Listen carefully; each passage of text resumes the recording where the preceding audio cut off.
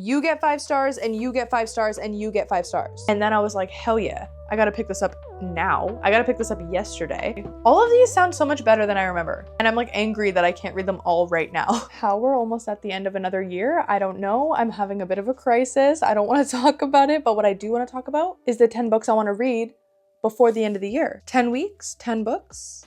Sounds doable. Will we do it? Probably not. Now, I do feel like most of these fit a specific theme, and that theme is fantasy. There's something about the cold weather that makes me want to dive into a cozy fantasy book every single time.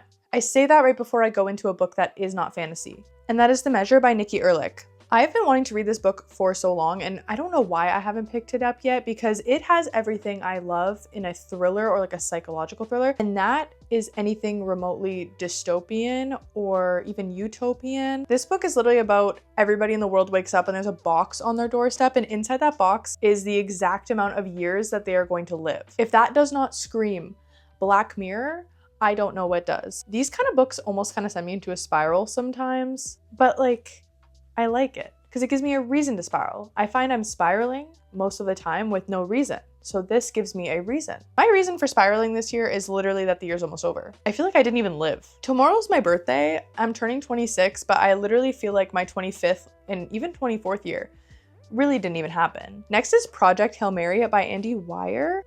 I don't know if it's Weir or Wire. Correct me if I'm wrong. Every single person and their mother and their father and their father's father has said that I have to read this. And not only do I need to read this, but I need to read this on audio, specifically audio. But I tend to rate books not as highly as I would like to when I read them on audio, because my focus is real bad, okay? But my favorite way to consume books, of every single way there is, my favorite way is tandem reading the physical book with the audiobook or the Kindle book with the audiobook. So basically what that means is that I look at the words on paper or digitally while listening to the narrators narrate the book. That to me is just the best way to focus. It is the best way for me to take everything in. And honestly, it's just the most enjoyable way for me to read books. So that's definitely how I want to go into this one. I believe this book is basically about an astronaut who's on a mission. He's the sole survivor on this mission that's supposed to save Earth, but he wakes up and does not remember any reason as to why he's there. He actually doesn't even know his name. He literally knows nothing. So imagine your purpose of where you're at is to literally save the world and you don't even know. Terrifying. I feel like the problem is that I know this book is going to be a 5-star and I know that I'm going to absolutely love it and it's going to take over my brain, and I'm so worried it's going to put me into a slump because nothing's going to compare to it. But then the opposite spectrum, I'm like, what if I actually am so bored? I really think I'm going to get to that one. I truly do. The Woman in Cabin 10 by Ruth Ware. Now, a big reason why this is on here is because the movie literally just came out. I saw it on Netflix. I didn't watch it, but I really want to watch it. But I do feel like I need to do the book justice by reading the book before I watch the movie, because sometimes I find I can't go back. Like, I can read a book and then watch a movie and then be both equally entertaining. But if I watch the movie and then read the book, it's a different experience. It won't do the book justice, especially a thriller where like a lot of my enjoyment in a thriller is relying on that ending being like a big moment and a big plot twist. And I feel like if I watch the movie, that's going to ruin that and it's going to make me not enjoy the book as much. And this book has been like endlessly recommended to me by my friend Bethany, and I just feel like I need to give Ruth Ware a chance because I have not even read a single Ruth Ware book and I absolutely love thrillers. I would love to tell you what this book's about, but I actually don't know because there's no blurb on this. No blurb, just quotes. So I don't know what it's about. But for the longest time, do you ever own a book or have seen a book cover multiple times and then one day you look at it and you realize that it's something entirely different than what you thought it was? Like for me, it was, you know those books like Anatomy, and I think there's another one. I honestly thought that they were like anatomical parts, like body parts, just made of like flowers or something. And then I realized it's literally girls in dresses and I've never been able to unsee it. So this I thought was like a train and we were seeing like a blurry outdoors situation. No, it's literally an ocean out there. So clearly she's in like a boat or like a cruise or something. And I think, hey, don't quote me on this. I think she wakes up on this like cruise or boat or whatever alone, like completely alone, or she thinks she is. I might be mistaken on that, but that's what I think this is. I'm rambling, but I'm excited to read it. You wouldn't know that by how long it's been on my TBR. Then we have Birthday Girl by Penelope Douglas, and honestly, this one wasn't even on my radar in terms of picking it up anytime soon, but I saw a review on TikTok about what this book's actually about, and then I was like, hell yeah, I gotta pick this up now. I gotta pick this up yesterday because it's an ex-boyfriend's dad. That's like one of my favorite like taboo romance tropes is ex-boyfriend's dad, because you're getting a little bit of age gap in there. You're getting the taboo part where it's kind of forbidden. But I always love it when the ex-boyfriend deserves it. You know what I mean? This man deserves it, okay? I'm pretty sure this is about a girl and a guy who have been dating for a long time, and they end up having to move in, I think, with her boyfriend's dad, but then she catches him cheating on her in their pool. And then the dad goes to drop her off at her house to bring her home because she's gonna move out, and realizes that her living situation is very subpar, less than ideal, dangerous, like absolutely not. So he lets her come to live with him. This sounds so good. I can't wait to read this. I'm like, this is like next up. I'm so pumped for that. Secret Life of Addie LaRue by V.E. Schwab. I've only read one V.E. Schwab book, and it was A Darker Shade of Magic, and I did not like it. And this is where it comes to play with like audiobooks. So I only read it on audio. I didn't read any of it physically, and I just found it really confusing. I did not like the narrator. I thought everything was really just like all over the place, and I think that's why like I struggle with fantasy specifically if it's just on audio, because if I miss anything, I'm just confused. I don't know what's going on. So this one I definitely want to read physically, but I'm probably gonna pick it up on my Kindle because this is like a special edition of it. It's got like really, really pretty like artwork and stuff, but the actual book quality is awful. Like, listen to this. This is me trying to open the pages. Like, do you hear that?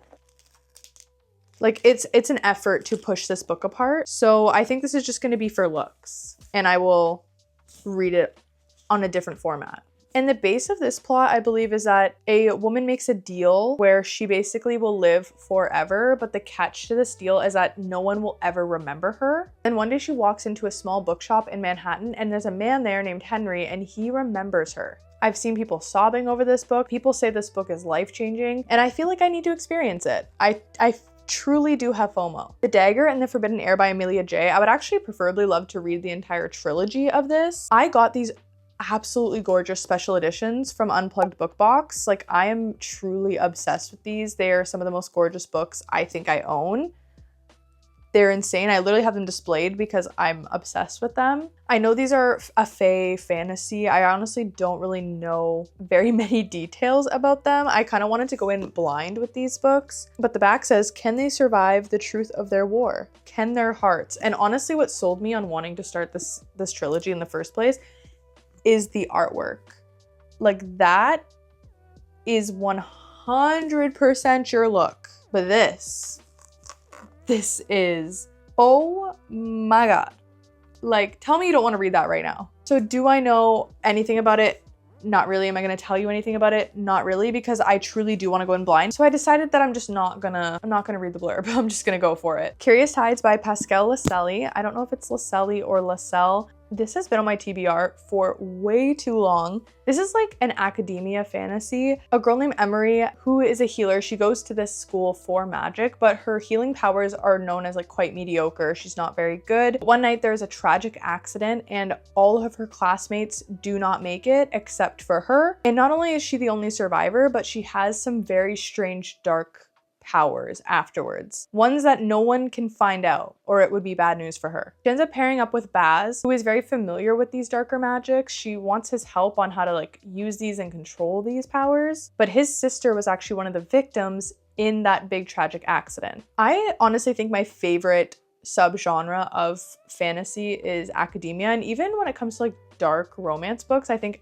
academic settings are just my favorite. I love it. It's intrigued me from the moment I picked it up, and I just never got to it, and I want to give it a chance. Now we move on to Shield of Sparrows, and I'm kind of embarrassed to say that I made it 222 pages into Shield of Sparrows back in April, and then I got hit with like a 2-month-long reading slump where I barely read anything. And it wasn't even that I wasn't enjoying the book, because I was actually loving this book. I remember thinking like, this is going to be a 5-star, but I honestly could not get myself to read anything. Whenever I'm in a slump, one thing I always tell myself is if I can't pick up the books I'm currently reading, I have to pick up something else. I stopped reading all the books I was reading and DNF'd this, and I want to read it. I want to finish it. I want to know what all the hype was about, because everybody was raving about this book when it it came out, and I remember loving it. I don't really remember too much of what it was about, so I'm definitely gonna have to start over. I do remember while I was reading this that I had no idea who the love interest was supposed to be. There was definitely like multiple things going on. It didn't seem like who I thought the love interest was going to be based on the blurb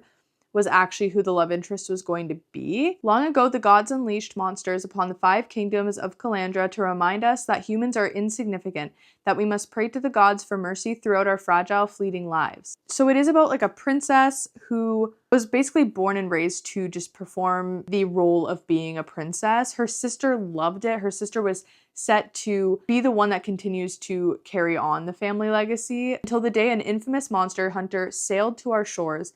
The day a prince walked into my father's throne room and ruined my life. The day I married a stranger, signed a magical treaty in blood, and set off across the continent to the most treacherous kingdom in all the realm. I remember this book was very much advertised as like an arranged marriage and advertised as enemies to lovers and things like that. But I do think that it is very misleading as to what our actual enemies to lovers relationship in this book is. I don't want to spoil it for anyone because clearly the point is to go into this blind, but let me just tell you, things are definitely not what they seem like they're going to be. Then we have Catabasis by R.F. Kuang. I have actually never read anything by R.F. Kuang before, and I do think that if I'm going to go into a new author, I should definitely lean towards genres or subgenres that I know that I'm going to love, and this is once again a kind of like fantasy academia. From what I gather, our main character basically has always just wanted to become like one of the greats in terms of magic. She wants her name to be known as one of the greats. For this, she relies on her professor, Professor Grimes, to basically give her an outstanding recommendation until there's a tragic accident that kills him, which may be her fault. She's worried that his death is going to ruin her dreams, so she knows that she needs to go in after him and go to hell basically to go and get him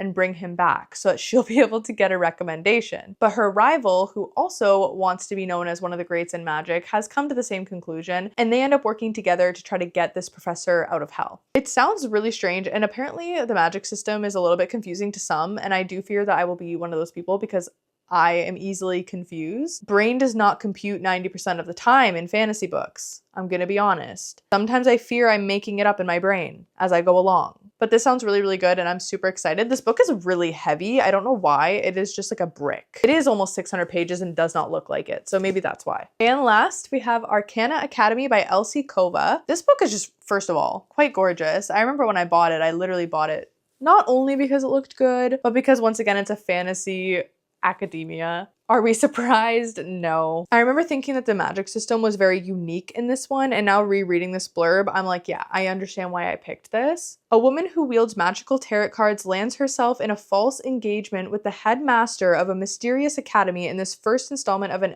enthralling fantasy romance series. So what I'm getting is that we have tarot card magic in an academy where she is going to be falsely engaged to the headmaster, which is named Kalis, and it looks like he believes that Clara, who's our main character, is the perfect tool to help him steal a tarot card from the king and use it to recreate an all-powerful card long lost to time. Oh, interesting. Okay, so Clara has survived the underworld of Eclipse City through thievery, luck, and a whole lot of illegal magic, and after a job has gone awry, she's sentenced to a life in prison for inking tarot cards, a rare power reserved for practitioners at the elite Arcana Academy. So Kalis, Prince Kalis, who is a headmaster at Arcana Academy, offers her a way of getting out of this life sentence. But the fake engagement is the trade-off. That's the price that she must pay to get this deal. This sounds amazing, actually. All of these sound so much better than I remember.